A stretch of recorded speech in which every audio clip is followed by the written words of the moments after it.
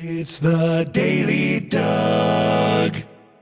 Hey, y'all, welcome back to the Daily Doug. Thanks for being with me today. My friends, I have something special for you today. I am very pleased to share with you an interview that I have recently conducted with a wonderful composer, Martin O'Donnell. He is most known for game music, especially with Halo, but there's a lot more to him. And we had a really lovely, wide-ranging conversation about prog music, about early life, about college, about what it takes to be a composer in this space.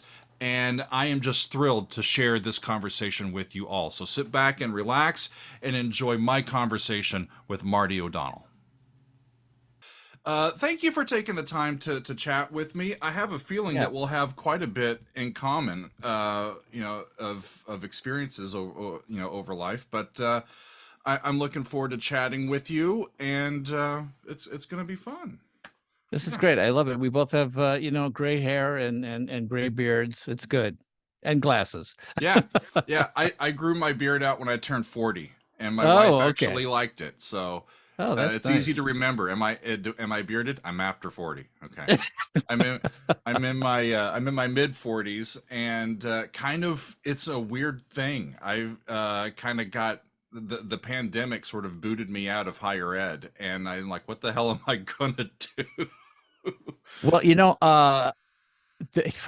number two things. I'm way older than you. And number two, the pandemic just changed everything. I'm actually I'm thrilled to see all the people that are somehow making a living online and doing podcasts. You're doing great, apparently. That's wonderful. It keeps me busy, that's for sure. And all right, so you have this thing called the Daily Doug. Does that mean you're actually trying to produce content every day? I do record. It's a crazy schedule. I typically produce on YouTube videos on Monday, Wednesday, Thursday, and Friday. Oh my gosh, I do a weekly Sunday live stream. Okay, wow. And I do Patreon content on Tuesdays. And occasionally I have a Zoom with my Patreon people on Saturdays. So wow. It's a little nuts. That is nuts. I probably will dial it back as things get. I'm still kind of in growth mode where I'm just going fishing every day. No, that's great. No, figure out what really works and what resonates. It seems to me like you must be. Well, I don't know what your philosophy is.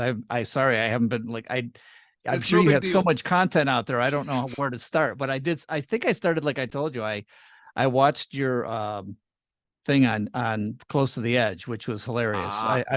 Not hilarious, but it was wonderful to see, especially because I was at the first when Yes premiered that in the United States on the tour in 1972, maybe 2 or 3.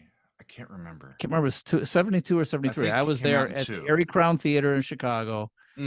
And I saw Yes come out and do Close to the Edge live. It was before we could even buy the album. And so, of course, I went and bought the album the next day, which is what you're supposed to do. Absolutely. I've got it up here. There it is. Yeah, no, I see it right there. I've got some of your classic. I knew you're a prog guy, so I've got some classic albums out there. No, I see King Crimson, Emerson, Lake and Palmer. It looks like, is that Return to Forever over on the side? Return to Forever over on the side. I've got, let's see, this one is Abbey Octopus. Road. Oh, Octopus, Gentle Giant. Yeah, that is one of my Seconds Out is over here. Oh, sure. Okay. If I move my head, you got Thick as a Brick back in the back. Thick as a Brick. There you go. Hope you don't mind if I sit this one out. Okay. So I don't know. Maybe I'll just start the interview with how we came on here. But okay, sure.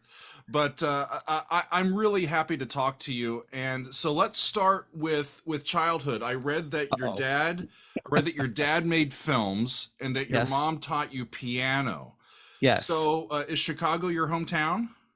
It's basically my hometown. We moved to Michigan when I was 4 from Los Angeles. We lived in Granada Hills, California. I remember having an idyllic little life from 0 to 4. I'd wake up in the morning, put on one pair of shorts and just run outside and just play all day. So that was my California life. And then we moved to Michigan, and I was in some sort of weird shock. I didn't know what snow was. I couldn't imagine gray days. I just didn't understand it.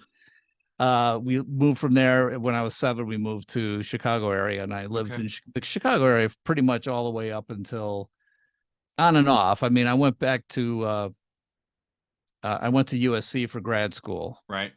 So for the first part of our married life, we were living in Pasadena, and I was at USC.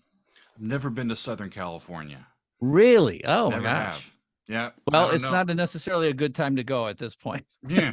I've never known if I was missing out or if I was avoiding what I was supposed to avoid. I haven't come to the conclusion yet. Right, right. So you got into music as a kid. Do you remember what your first concert was? Oh, Or wow, like the first that's like a major good question. Well, I you know- remember seeing Van Cliburn, believe it or not. Really? Oh yeah, as a kid. So we lived outside of Chicago, near the town where I ended up going to the conservatory, Wheaton College Conservatory. Sure. And so Wheaton used to have what they called the artist series, and they'd have the Boston Symphony, and I mean, everybody came in. They had the full lineup that could end up being in Chicago would also come to Edmund Chapel in Wheaton College, which was a beautiful auditorium, actually. And I'm sure I'd seen other concerts, but the one that just knocked my socks off was Van Cliburn. So Van Cliburn. Did you go like to see the CSO do some big concerts? Oh yeah, sure. Yeah. As a matter of fact, that was back when the CSO actually would play in Wheaton. They would actually come and do a concert at Wheaton College, believe it or not. And then something happened. I think Wheaton College changed the varnish on the floor of the stage, and somebody from the CSO was like, this changed in acoustics, and they decided never to come again. But Boston Symphony still came. I saw C.G. Ozawa conduct the Boston Symphony there, and so it was I saw the Romeros. I mean, anybody. I mean, Ashkenazi was there. It was a great time to see lots of great concerts. A wonderful time for live music, recorded music. I can't imagine what it would be to be coming of age in the early 70s. I mean, I was seeing those concerts in the 60s, so I was a kid. Good for you. But I was also coming of age in the 70s, but by that point I had classical music is fine, but Prague is where it's at. So tell me about the band, the Digital Benders. Oh my gosh. The classic 1973 prog rock fusion cover band that somehow never made it big, with tracks like Life and Noise and Dust and the Tar Pit. I listened to Life earlier today. It's got a great 11/4 groove in it, man. Oh, thanks. Went on your Bandcamp, did a little reconnaissance. Oh, okay. That's scary because almost nobody's heard that. Yeah, and I found that within the last couple of years. I didn't even know I had the copy that I could even put up online. So that was, I was in school. I was a piano major at the time, and then I had a cover band, and so of course none of those songs are covers. So the cover band was we were doing Gentle Giant and Chick Corea and Jethro Tull. As a matter of fact, I played flute on what was it? I think it was beginning of Passion Play. I played we figured that one out, and I played flute on that. Yeah. Anyway, so we never hit it. We got 2 gigs. We played at a talent show, whatever it was. It was nothing we could ever quite put together. But it was a couple other guys who were at the school, who were music majors, and then and a couple of my old friends from high school who had been in a band with me. Anyway, the drummer, who was a percussion major, in the middle of one of our.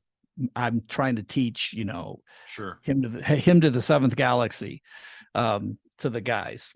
It's just great. Yeah. So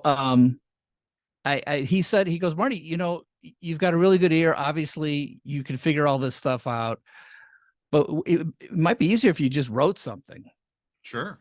So I was 19 and I was a piano major, and it was like this world opened up to me. I know I hate to give him credit for this, but like it's as though nobody had ever told me that you could do more than perform other people's music. Yeah, you The get to idea write that your I own. could, yeah, you could write music. And I thought, I've never thought about that. And I immediately went up. The band was in the basement. I went up the stairs to the piano and I thought, I'm going to write something. Hmm. And I think the first thing I wrote was that part of the da da da da da da that life thing. So Hmm. I thought, oh yeah, I can, Larry can play this guitar part and Walt can play the other guitar part and I'll play keys and Tim will play organ. And I don't know, it was just this fun thing where suddenly it was just like, wow, I could write anything I want. Sure. Why not? And so within a few months, well, actually, I think we did that for about a year. And then I went to the dean of the conservatory and said, I think I want to change majors from piano major, because The piano theory major comp. was so focused and it was getting worse and worse. Yeah. Junior year, it was just like all piano all the time. And so first quarter of my junior year, I did really well. I got straight A's on my juries. I performed in the recital, but I was just going to be heads down preparing my junior recital and then senior recital. And Hmm. the weight of that and how little I enjoyed it. I Mm. just basically hated performing. So I'm like, why am I a performance major? It's a similar story. My wife is a horn player, and she loved playing. She still loves playing her horn, and she was going to do her DMA, and it just sort of ruined her love of performing because of just how intense the conservatory aspect of becoming a Yes, professional on a specific instrument. It's right. like you throw your life away. You You do. know, And so I went to the dean. I said, I want to switch to composition. yeah. And Harold Best is his name, who's a great friend now. And I love the guy, but he was the dean and he was also my advisor. So, Mm. he looked at me and he's like, Marty, it's too late. You're too far in. You'll never graduate on time with a composition degree. You have too much other classes to make up. Mm. And I said, that's okay. I don't need a degree. I'm going to be a rock star. So, Rock and roll. I was in a I by the was way, I did graduate on time with my comp degree. So good for you. yeah, I worked my ass That's off. yeah. I was in a band in college, and we only did the stuff that our guitar player could somehow play. That was That's our the way limit. those things are. Yes, exactly. That was our limit. We had a person who was studying percussion, who was the drummer, and I was the keyboard player. Our friend, the guitar player, we couldn't go into really in depth. We never made it either. Sure. So, Gentle Giant seems to be, the way that we kind of connected. A couple of years ago, I put out a video looking at all of Freehand. And at the time, I never knew who Gentle Giant was. I got contacted by Noah Schulman's son. And he said, "Hey, Steven Wilson's got this new mix of our classic album coming out. Would you You like mean to take a look at it?" Derek Schulman? Derek's. Yeah. Yeah. Noah is the son. Yeah. Noah's the son. That's right. Yeah. So yeah, I was talking to Noah, and I said, "Yeah, sure, let's do it." And I was blown away by that band, Yeah. and I No, still they am. So my Gentle Giant was the band for me. I was in high school when Octopus came out. I had a friend who was always looking for sort of interesting albums. Yeah. Hmm. And he knew that I liked Yes, and he knew that we liked at the time, let's see, we were listening to Yes and King Crimson, Right. Emerson Lake and Palmer, of course. Like Sure. my introduction to prog was Emerson Lake and Palmer's first album. And I remember being able to go to my mom and saying, look, this is Bartok, except with a rock and roll band. Right. And it was so cool. And she's like, oh, I like this, so I Mhm. thought, well, I got my mom to like it. So anyway, this friend of mine came to me and he says, well, have you heard Gentle Giant yet? And I'm like, I don't know what you're talking about. And so we went and bought, me and my guitar player friend went and got Octopus, and I Mm. put it on, listened to it, started it over, listened to it, started it over, listened to it again. I mean, I just was in love with that album because I couldn't believe what they were doing in the something that grew out of rock and roll, because definitely the rock and roll roots are there. It's Sure. their roots are rock and roll more than jazz. Agreed. But years later, I mean, of course, like we did their songs. I listened to everything they did. I followed them religiously. Saw them several times play live. We, at one concert, after I'd started the band, Digital Benders, we went, I think this is probably in 1975. We saw them in Chicago, and then we, I found out where they were staying. We followed them back to the hotel. I had two of my bandmates with me, and they were like, Marty, don't bug them. Don't bug them. I'm like, this is my shot. I'm going in. Yeah. So I went in and I got into the elevator, and they all piled in. The entire band got in the elevator with me to go up to their rooms. And I'm standing there in the elevator, and I go, hi, I just saw your concert. You guys are like my favorite band. Can we buy you drinks? And of course, I was 20 at the time. So it was, and so they go, oh yeah, okay, we'll get cleaned up. We'll come back down. And we spent like an hour and a half with them at the bar, Totally cool. talking to all of them. Totally. And I had just, I might have been 21. Let's see. Was this junior or senior? No, it wasn't even senior year yet. Yeah, whatever. But anyway, I remember talking to Kerry Minier, who was the keyboard player and one of the main composers, along with Ray Schulman. Mm-hmm. But I was telling him like how much I enjoyed their music, because their approach was contrapuntal rather than homophony. I mean, I could it was more tell like chamber music to me with rock and roll instruments than it was like a rock band bringing in like jazz elements. It was like yes, exactly, concert music and rock music in a sandwich. Yeah, and I'm like, I said to him, I said, wow, I took 16th century counterpoint. It was one of my favorite classes. And Kerry goes, oh, I love 16th century counterpoint. I did that, at the New England, or not New England, but the London Conservatory, or wherever he went. And I said, I hear the 16th century counterpoint influence in your writing constantly. I'm like, how does 18th century counterpoint, affect, your writing, or what do you think about that? And he goes, oh, I dropped out before I got to 18th century counterpoint. So I thought, oh, that's interesting. Yeah. Because the influence of 18th century counterpoint is not there. It is truly like rock and roll plus like 16th century counterpoint, like madrigals. It's like exactly. It's like yes, like modality madrigals in a rock band. It's I know. It's so, and that was to me. It's like as a composer and a student of music, that was a real high point. That there was something, quote unquote, in pop music, rock and roll, that would be that sophisticated. And I honestly think it hasn't come back. Once punk came in and destroyed Prague, it's just this underground of Prague fans, but it never has reached that.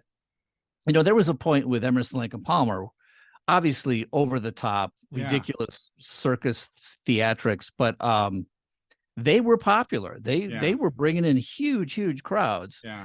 And then when Prague was mainstream, now it's kind of like a subgenre. It's a subgenre, yeah. Still thriving, but thriving kind of on its own, sub level, of autonomy. It's surprising how many game composers, popular game composers, have been influenced by Prague. So Nobuo Uematsu and Koji Kondo, who are big Japanese, the Mario Zelda series, the Final Fantasy series, they all point back to Keith Emerson. So it's just interesting. That influence is there someplace. It's inside the game industry and film industry too, probably. When you were then studying in undergrad and then grad, as a person who loves Prague music, how much of that style of writing was coming into your own study? Did you have teachers that were like, no, you got to write your woodwind quintet, and you got to write your string quartet, and here's how to write a sonata form, and all that sort of stuff, right? So how did that mix together for you?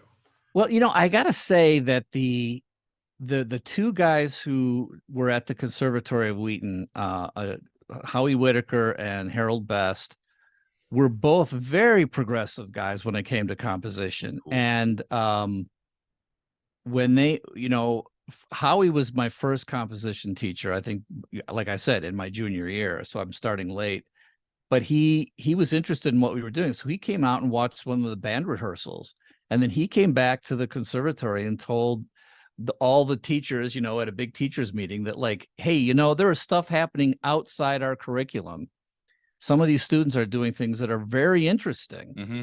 And he had a hard time convincing them until the dean, Harold Best, actually heard us one night at one of these talent shows or something. And then Harold came in and said, I've discovered this band that's doing this amazing stuff. How did I not know about it? And Howie Whitaker was there like, I've been trying to tell you about this for months. They really embraced us, and I was allowed to have my band play in my senior recital. That's cool. The last big piece. It's a piece that is only recorded from there. It's called Chunk. It's a very fun piece with a drum solo in it. So the guy who played the drum solo, it was a planned drum solo. I worked with him on it because I wanted him to do a metric modulation in the middle of it. And he was not a percussion major, but probably one of the best drummers I've ever played with. A devotee of Buddy Rich and could do everything that Buddy Rich did. So, probably not like Buddy, but he knew everything. He was really good. So anyway, that was, the conservatory stuffed shirt profs all kind of accepted that's who I was and let me do what I want. So it was pretty cool. When I was my senior recital for my undergrad, I wrote a percussion ensemble piece, and one of the things that I did with it was fill water in glasses and have little beaters and have them tune, not like the thing where you do this, just to sing it, but just a little beating, like just have almost like tuned water glasses, a pentatonic little scale. And my mom comes to the recital and goes, "There's where my glasses are." I'm like, "Sorry, Mom, forgot." Forgot to tell you. Got to ask permission, yeah. For sure. So let's talk about how you got into things. Earlier in your career, you were working in advertisements and commercial music and doing jingles. The 15 to 30 second compositions that need to represent a brand. I got so many questions about that. What goes into making a really memorable melody, like an earworm that somebody can like hear an ad one time and then end up going, "We are Flintstone kids." How does that end up? What goes into your thinking about how to write something that's that short? Yeah, that's. Well, what can I say? That, that is absolutely on purpose, obviously, because you only have such a short time to get in and get out of people's brains, right? So, one of the things I really always remember from composition class lessons, especially with Harold Best, was he would talk to me about melody, and he would say, "What do you think makes a good melody?" And I'm like, "Oh, I don't know. It's like, it's got to be this, similar question." Talking. Yeah. And so one thing I learned, and then especially one of the tools he gave me, was take one of your favorite melodies, look at it, analyze it, and change like one thing in the melody that will make it a bad melody. Find if you can change one thing that will make it not as good.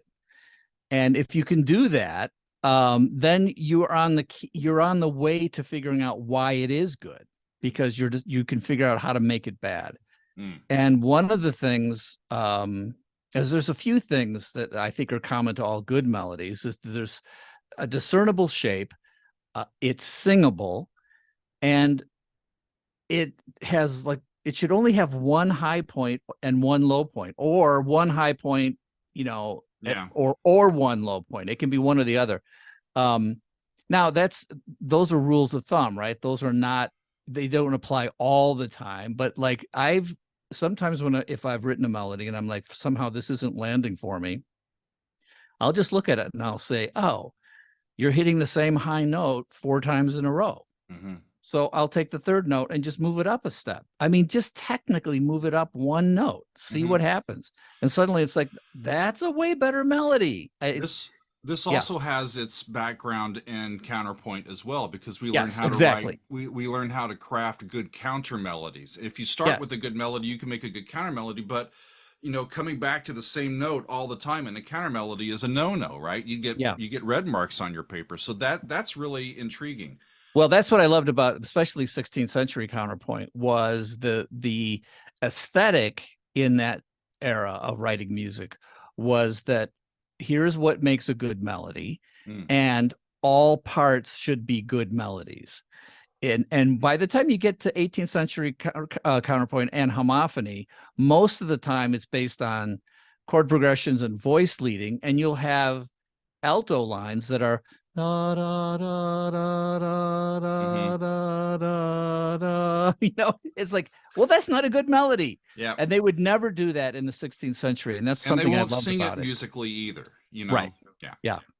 So so that just resonated with me, which means every time I look at something, it helps me look at music that exists and try to analyze, why do I think it's good? Why is it sticking with me? And now if I'm being asked to write a melody that should stick in people's heads, that's one of the that's the basis of how I approach things. So cool. Well, I've been doing the Daily Doug here for a couple of years, and mainly what I've been doing is going back to all of the rock music and prog music that I missed, because my family was not a musical family. So when I decided to do music, I had to go back and learn all the rep that I had not been hearing. Oh, interesting. And so I was really into just learning the symphonies and the cantatas and the quartets and all the stuff, right? And I heard about all these bands going by me, but I never took an opportunity to listen to their music. So this is kind of where I've been going. And so now, a couple years later, people are like, well, what about game music? It's pretty good too, Doug. And so as I get into game music, then people start dropping your name all over the place. So it's great to talk to you. But I read about how you got started in the video game industry, and stop me if I get this wrong, but you had a fascination with games and had been observing them getting better over time, especially from an audio perspective. And there was a connection that you had with someone working on the game Myst, and you were able to work with their developers on its sequel, which was Riven, right?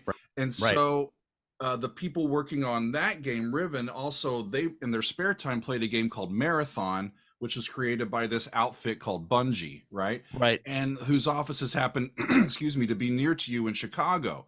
So from what I've read, you're the one that initiated contact both with the folks at Myst and with the folks at Bungie to kind of get in and be able to work on that.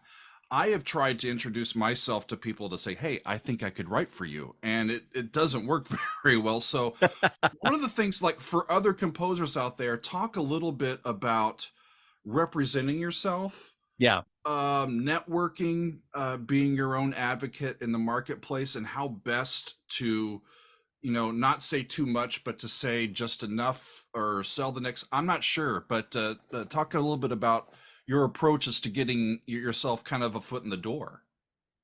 Well, you've got just about everything right, but other than the meeting the guy who was working with the folks who made Myst, which the two brothers, Robin and Rand Miller, lived in Spokane, Washington. I had a friend named Dick Staub who was a radio personality. He had a radio talk show in Chicago, and he and I were friends. And one day he said, my 18-year-old son is coming to visit, and he's getting into music, and he's an artist, and he would love to see your studio. Cool. So that's how I met Josh. And Josh Staub said, oh, I see you like video games. I have friends who make video games. So try to imagine I'm, in my late 30s. Here's this 18-year-old kid who says he has friends from Spokane who make video games. I'm like, what could that be? It's probably nothing.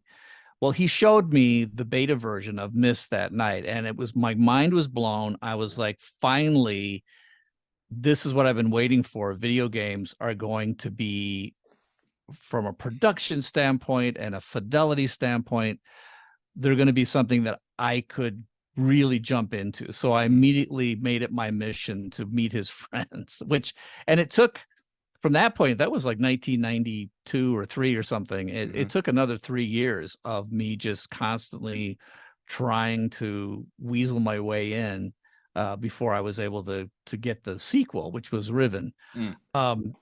So it wasn't an overnight thing, and I had to keep the business, the commercial business going the whole time. Sure. But I can say this, back up a second. My dad was a film director, as I've said, and I, he and I would watch television shows and movies, and he took me to see 2001: A Space Odyssey, when I was 12 or something. And I had I loved movies, but I remember thinking, well, movies have already been figured out. There's, by that point, goodness sake, Gone with the Wind was made in 1939. It was like, and it's still to this day just a monumentally great movie on every level: art, acting, color, music, everything. Sure. And then I remember on the TV side, my dad and I would watch The Twilight Zone, and I'm like, is anybody ever going to top Rod Serling? Like, he was a genius on television. So I thought, I really want to get into a medium that's new enough that I can be part of like the pioneers who are doing things, and helping to create, what is this all about? And by the time I was, 38, I thought, I think I've missed it, until I saw missed it. And then I thought, well, I love games, and games are just about to break out of the Nintendo 8-bit, sure. beep, boop, bleep, boop, boop, It's not the Atari 5200 anymore. Yeah, or yeah. the And I Commodore think I'm like, 64, this is going to be a medium that's a new medium. It's not TV, it's not film. It's going to have completely different aesthetics and reasons for its creativity. I got to jump into this before I miss the train. I actually thought the train had already left the station, and I was just going to catch the back end. So that's really was my motivation. It's just cool. I really want to get involved in a medium that hasn't been figured out yet, and see if I can be part of that that's thing. Cool. So let's talk about this. So if you're developing a new game, Marty is hired. You're going to be the composer of a new game that's being developed. Would you rather be intimately involved at the beginning, or would you rather sort of wait until some of the timings and development and major decisions have been made, so that you can go in and just almost like waiting for the rough edit of a film? Or do you want to go in and be like there at the very beginning? What works best for you in your experience? Yeah, the answer to that is yes. The answer to that is let me in.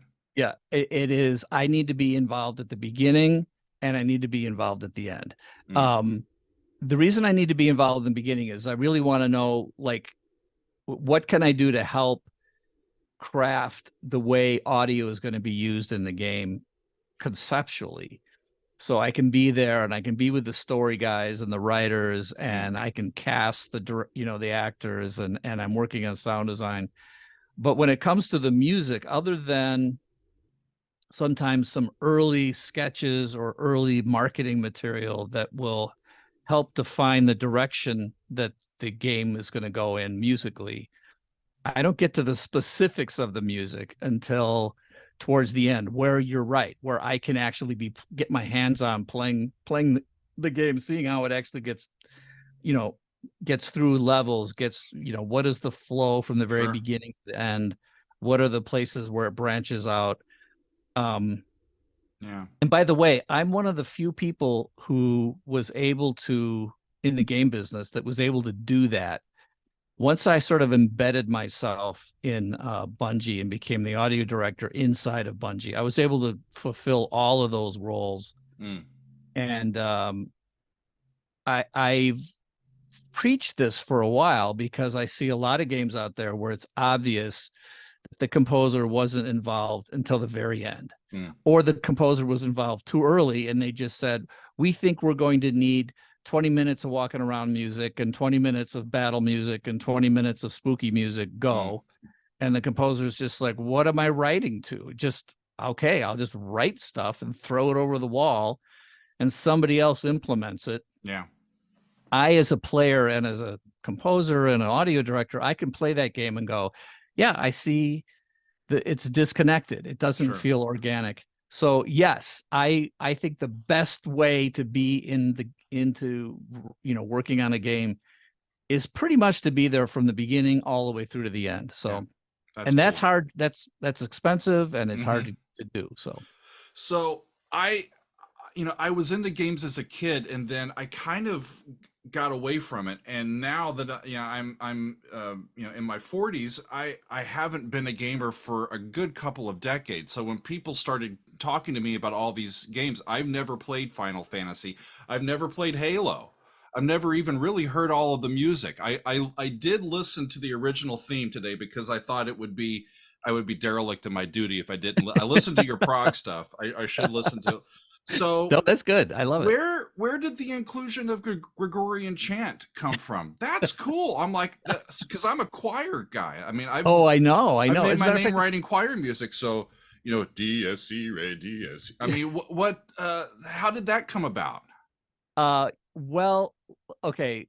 Going back to my time at USC, I was in an early music ensemble when I was in grad school there, and my minor at one point was flute, so I could play flute.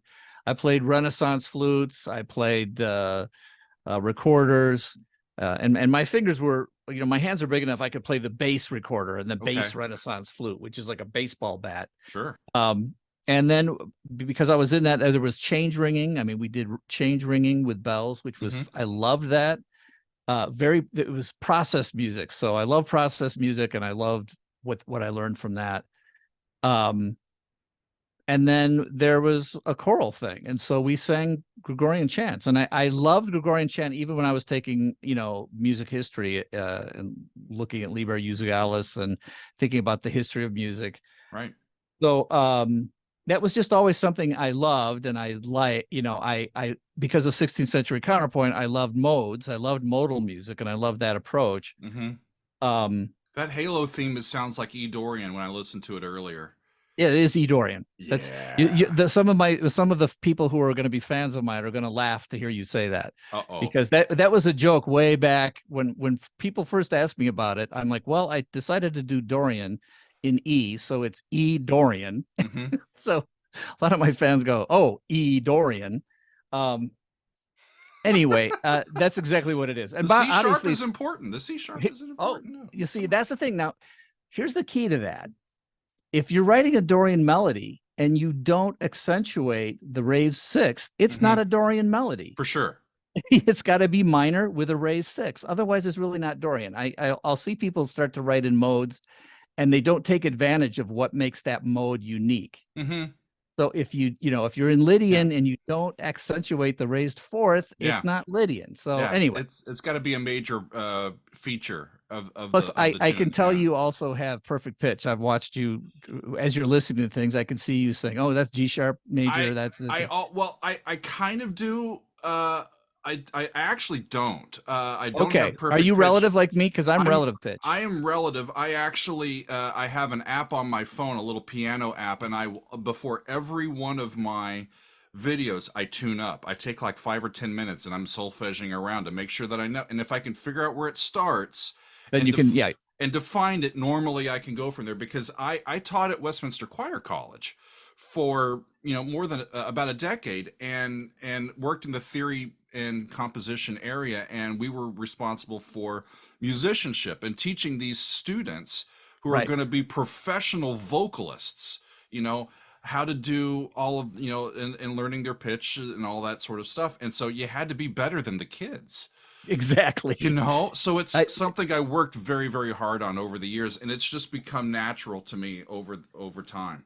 So when I was at USC, I was a TA. So I taught the undergraduate ear training courses, oral skills, it was called. There it is. And I taught 3 levels of that: freshman, sophomore, and junior. And each level had 4 levels of skills. So they had, at some point, I was assigned the top level oral skills with the top level people. And that really was, I had to really get sharp sharpened up in order to just sit in front of that class, because I wasn't that much older than these kids and they were so talented. Yeah. But one of the things I saw was that the perfect pitch kids had just skated through oral skills the whole time because they could do anything because they had perfect pitch. And my wife has perfect pitch, so I would test things out on her, and she would say, "Marty, that's so mean." And I'm like, "No, I'm going to teach these kids how to understand music rather than just rely on their ear." Sure. So half the class was hard work and relative pitch kids, right? That they understood the functional relationships of intervals and harmony and all the rest. And the other half was perfect pitch kids. So I would start with harmonic dictation. I would say, okay, you're going to do harmonic dictation. And I would play like a D major chord. And I would say, this is C. This is in C. And I would play the whole thing. And I say, if I see your paper with transposed erasures, you will fail. And I did the same thing with melodic dictation. That's cruel. Yeah. Well, yes, it was, but it gave the half of the class was like, "Yay!" Of course, right? They had no problem with it because they had relative pitch, right? And so, I mean, they knew functionally how things related. One of the things I noticed even with my wife is F sharp is F sharp and B flat is B flat, and you will see that enharmonic problem. So if you play something in the key of F sharp, or if you do a major third, it's like F sharp to A sharp. Like, don't you write a B flat, because I know you're you're diminished fourth. What are you up? Come on. So anyway, I had fun with that, but it made me think about what is it that happens when I'm listening to things and I'm relating to tonic or to some other reference point as you're listening to music. And that's different. A lot of times people with perfect pitch don't think functionally. So for sure, it's like, for me, it's all based on functional tonality. And I'm like, cool. Okay, there's do, there's sol, there's fa.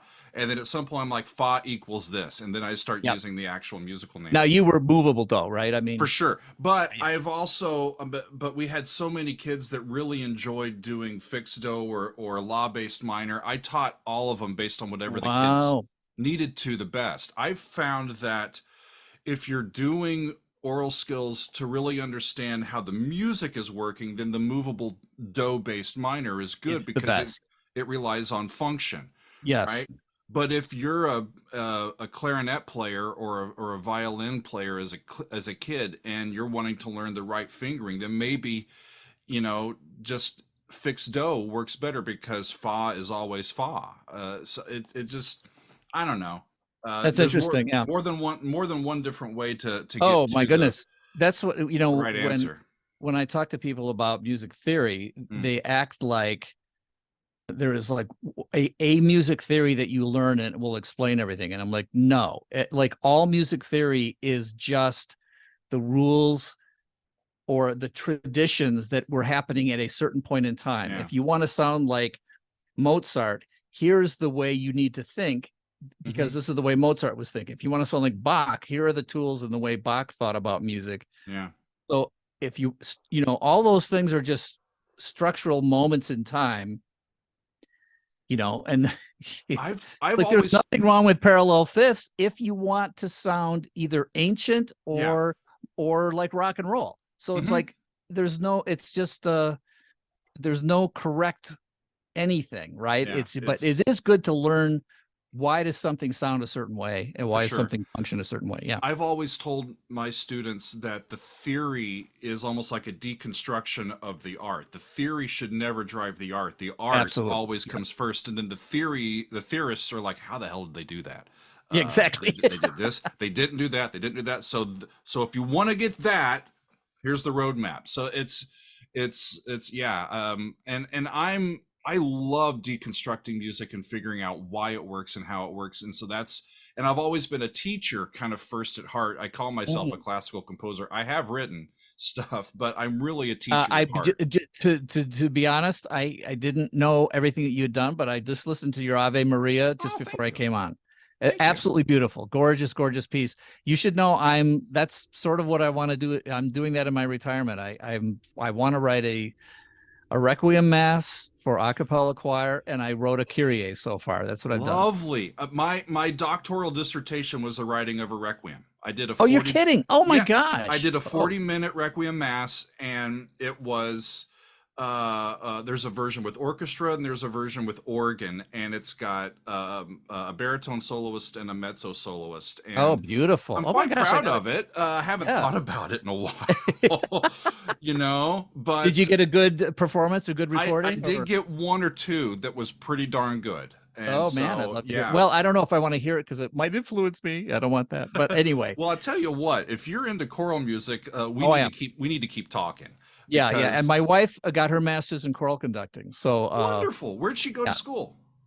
Well, she was at the conservatory at Wheaton with me, and then she went to Northern Illinois University and got her master's. Has a great choir department. Oh yeah, no, it's tremendous. Yeah. And Milliken's not too far from there. They have a great choir. That's right. Yeah. Well, let's stay on game music for a second. We've probably lost at least 3/4 of the audience by this point. It's fine. Let's talk about augmented six chords, and I'll. It's my channel. They can go listen to that other stuff. I read about this game Destiny that came out in 2014, and you have a piece called Music of the Spheres.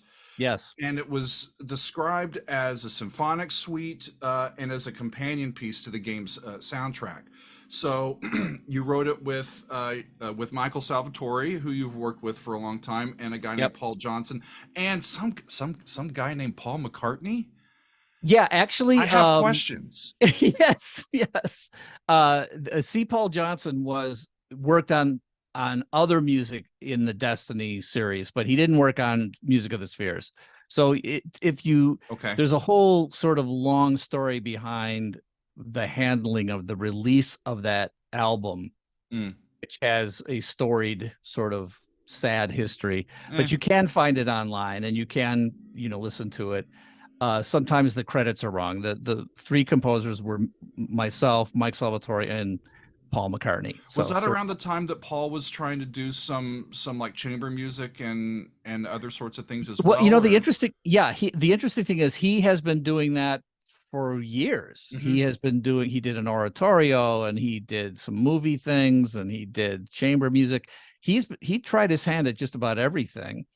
And I was able to get him when his interest had been piqued by, well, what is this game music stuff? So he and I worked for a couple of years together. It was an absolutely amazing, mind-blowing thing. I had no clue that I was going to be able to ever work with somebody who was that much of a hero to me. I mean, I love the Beatles, and I mean, you got Abbey Road up there. That's probably my favorite Beatles album. Mine too. And Paul was such an amazing gentleman to work with, and such a sweet guy, and put me at ease so quickly. It was just a blast. It was really amazing. Paul obviously has great songwriting skills. How does that translate into writing for game music or just other styles of music in general? Well, it's very few people have asked me that question. Cool. So I appreciate that a fellow composer would actually say, gee, how is this going to work? Yeah. Because that's what I was saying. Like, I'm not sure. I don't know how this is going to work. I'm not going to do a Paul in person. Well, you go over here and you play these notes. So, I love some of the stuff that you're doing, but when I first talked to him, I sort of showed him this idea of Music of the Spheres because he was interested in sort of how I was thinking about things, but I didn't know what he would want to do or what he would, enjoy doing. So his first thing was he just did a whole bunch of interesting things, just sort of random, cool stuff. And he just sent it to me, like, see what you can use. And so we would take some of his stuff and make pieces out of it that were coherent and could be used, and he would send it back to him, and he says, oh, I love what you're doing. I like that. That's really good. I like that. And then I met him one time at Capitol Records recording studio, and it was just the two of us. And I was playing some of the stuff that he had sent me that we had sort of made into something that was all his. Sure. And he says, well, what about that Music of the Spheres thing? Like, can you use some of this stuff in that? And that's when I was like, okay, what is he asking me to do? Because, I stopped for a second and he was like, hey, Marty, now you can bleep this, but he says, it's just the two of us here. Like, just say what you're thinking. You can say, fuck you, Paul. And I can say, fuck you, Marty. And I remember thinking to myself, like, I would never say that.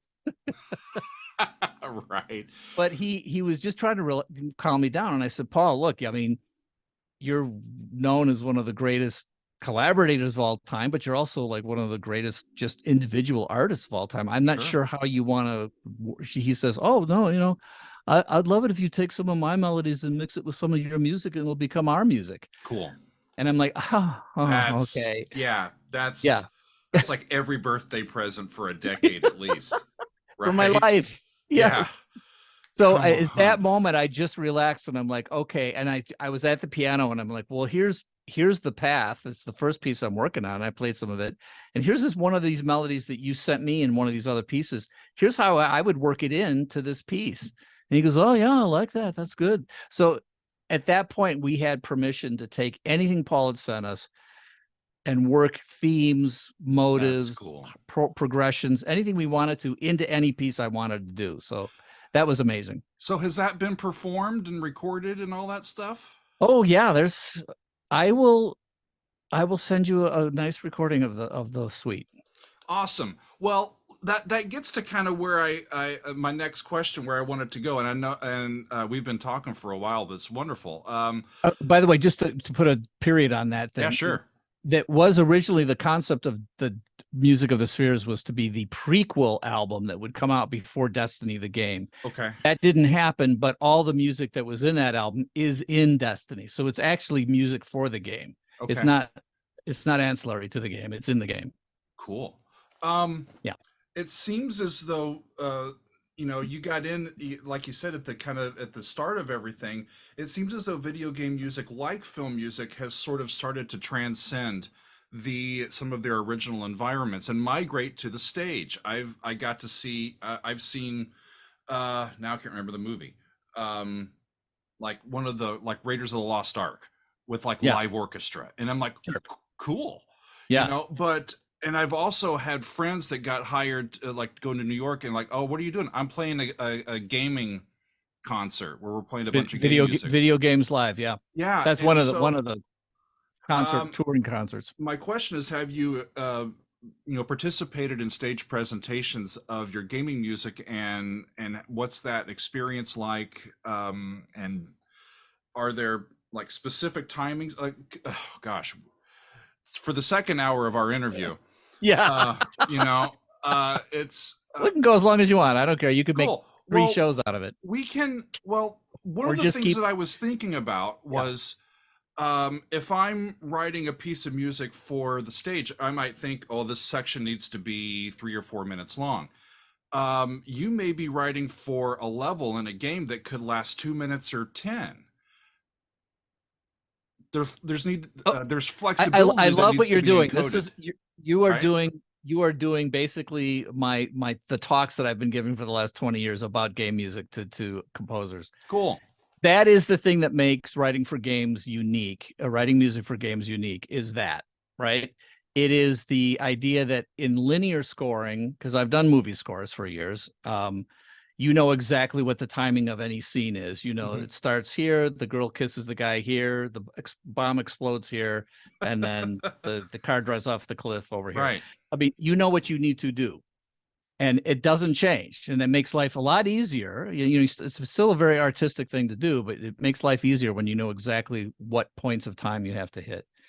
In games, you are at the beck and call of the player, and the player they might spend some time looking at a bush. They might race through something.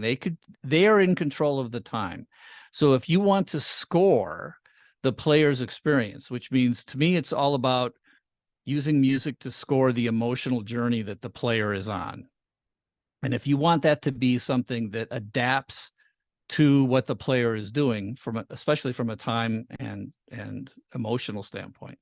You have to figure out technical ways to write music that can expand and contract and stay interesting, and also at the same time be somewhat transparent. You don't want the player to be aware of how music is being constructed in real time. So that is a lot of fun, and it's sometimes it's like a real amazing jigsaw puzzle, and other times just you get lucky. Sometimes you just have easy ways of approaching it, sometimes very complex ways. And it's a fascinating thing to do as a composer. Cool. Have you found, or have you been present for any like live stage presentations of any of your scores? Oh yeah. We've been doing this the first one was, wow, 2006 maybe, Hollywood Bowl. We did the Hollywood Bowl live. Was the LA Phil, and then that concert series, the video games live concert series, is still going, and I think it is the record for the most live performances. It just keeps going and going. And just a couple months ago, I was in Boston conducting the Boston Pops, doing some of my music. So that's cool. That was a real high point, because to be in, the concert hall in Boston and with the history there and actually conduct those people was amazing. So it's wonderful to have opportunities like that. When I was a student at Westminster, we got to perform with the New York Philharmonic, like, a dozen times in a couple of years. Oh, that's amazing. We got to do the Verdi Requiem like 6 months after 9/11. Oh, gee. Wow. In New York at Avery Fisher Hall. And it was, oh my goodness, amazing. Just emotional. A mountaintop experience. Yeah. So I want to react to some of your music on the channel as a companion to this. The question is where to start. Like, if I go to Halo, probably is some of the most famous stuff. Like, what do you think I should go to? Any suggestions? Oh, don't try to fool me or anything, or it's not a homework assignment. Or it's like, is he going to find you've that already heard the 3-chord? I'm going to send you the Music of the Spheres stuff, and I mean, I think you should. I don't see why not jump in right there. It was sort of a pinnacle thing for me personally, obviously working with Paul and then recording at Abbey Road Studios. And it was, I can't even remember, was it 110 piece orchestra? It was just insanely large. That I would be. And the one cool thing is, because at that moment I wasn't recording specifically for moments in the game, although I knew the music could be adapted and used in the game. But I was like, I'm gonna write this sort of the traditional way. These are pieces, these are the individual movements of the suite, they're all related, and each one has its own internal logic. And I'm not depending on hitting points of time or click tracks or anything. So we did the whole thing without click. Wow. On the stick with the conductor, how it sounded best in the room. 40 voice choir, boys choir, the Libra boys choir. It just was an amazing. I can't wait to hear it. Yeah. So I would rather just start there, and then you can, if you want to backfill. There's so much music. Halo 1, of course, you've already heard that one, and it's got the Gregorian Chant in it, which by the way, I wrote in the car on the way to the studio. So because I knew I was desperate. I basically, going back to the Gregorian Chant. Sure. I'd been working on the sound design for this game, Halo, that was just in its rudimentary stages. So, I'm working on the sound of a rocket launcher and explosions and a Warthog Jeep sound for the engine. I mean, I'm working on all this and sci-fi sounds, right? I'm working on sound design and implementation. And that we had this opportunity to show what we have been doing with Steve Jobs at Macworld in 1999. And I said, I knew all we could do is play a CD at the same time we showed a live demo of the game, because the sound didn't work. So I said, okay, let me record, singers and orchestra, just pay my expenses. and then the guy who was at the studio, the Bungie Studios, who was sort of the main writer. I said, Joe, what do you think? What sort of mood do we want to create? He says, it just needs to sound ancient, epic, and mysterious. So as soon as you said ancient, I'm like, okay, that's done. Gregorian Chant. Got it. Easy. So that's how quick, exactly, easy. So I'm like, okay, I got to write a Gregorian Chant. I'll do Dorian. I've got to be hooky. It's got to be a good melody. It's got to be like yesterday. Da, da, da, da, da, da, da, da. Okay, Dorian. Da, da, da, da, da, da, da, da, da, da, da, da, da. There, done. Done. Done. So it was the shape. I just thought if I sort of mimic the shape and the phrases of yesterday, but do E Dorian and make it sound like a Gregorian chant. That's interesting. How the Beatles influenced the Halo theme. Absolutely. That's and then of course that's headline. That's 15 years before I got to meet Paul McCartney. So that's it's cool. That's cool. So what are you working on currently or lately? What's up? Well, what's new for I'm you? essentially retired from the video game business and living in Los Angeles, playing with my grandkids, and we're sitting in this studio trying to write a Requiem mass that no one will hear. if I can help you with the choir stuff, that'd be amazing. Yeah, because I don't know what choir you're using, but that Ave Maria was a beautiful choir sound. Oh, thank you. I'll send you some of my other stuff as well. I've had great opportunities with really wonderful vocalists over the years. The Ave Maria was the first song that I ever wrote. That was. Is it really? Yeah, it's my first publication. I wrote it when I was a junior in college. Oh my gosh! So I don't know why that came up first. I just thought, oh, it's my most well-known piece too. It is. Okay. Yeah. All right. Beautiful. Yeah. All right. And so yeah, if I can help you with the choir stuff, then maybe you can help me with the digital audio workstation stuff, because I am a noob when it comes to that. Oh, really? So I never got. Yeah, I am like a brand new person when it comes to digital audio workstations. Like all I've ever really done is. Guy? Initially, yeah, but I work in Sibelius to score my stuff. Oh, okay, so you do have that. All right. But I never really have used it as a playback machine more than anything, just to remind me of, oh, did I get a note wrong? I've never really paid attention to what that sounds like, because I know what it's going to sound like in my head. Yeah, so this might be too inside baseball, but I would not necessarily want to use Sibelius or Final, whatever that thing is called. Finale. Yeah. I wouldn't use those as your digital audio workstation. Agreed. So you want, because that's not really what they're geared for. They can do pretty good, and they've gotten better and better, but that's not where you want to be. So you need to we'll talk about like MIDI. I think MIDI I've programs. I've got access to Logic that I'm going to try to learn. Yeah, that's not an easy learn, but that's sort of not a bad place to begin. Yeah, but you're still young. You're still young. Your brain is still able to absorb new things. I know just enough to be dangerous, and that's where I like to stay.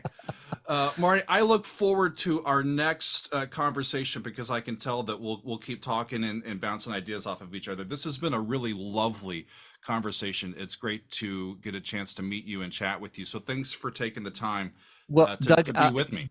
Not only are you welcome, I saw that it's a classical composer looks at this or looks at that. Yeah. And I thought, well, classical composer, what exactly does that mean? It means the same thing to you as it means to me. I get it. You and I have very similar backgrounds. Yeah. We love classical music, but we basically love all kinds of music and are interested in how all music is made and how it affects people. So Absolutely. This has been a great time to talk. I hope we can keep this going. This is great. Sounds wonderful. So thanks for being with me, and we'll see you down the line.